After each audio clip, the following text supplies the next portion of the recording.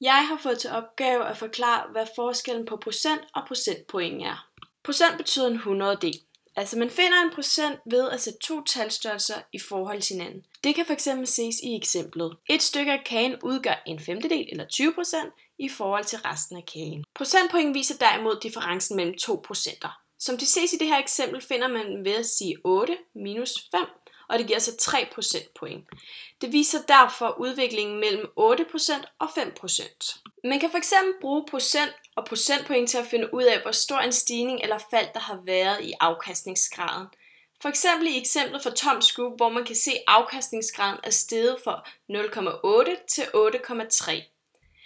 Der er afkastningsgraden steget med 0,3 procentpoint, fordi man siger 8,3 minus 8,0, hvilket giver 0,3 procentpoint. Den procentvise tilvækst er 3,75%, fordi man siger 8,3 minus 8,0 divideret med 8,0 gange med 100. Derved er det muligt at konkludere, at afkastningsgraden er forbedret. Procent og procentpoint er et værktøj, og det værktøj behøves nødvendigvis ikke kun at bruges til afkastningsgraden. Man kan bruge det lige fra overskudsgraden til soliditetsgraden. Man vil næsten altid kunne regne procent og procentpoint ud, undtagen i tilfælde, hvor det stiger fra et negativt tal til et positivt tal.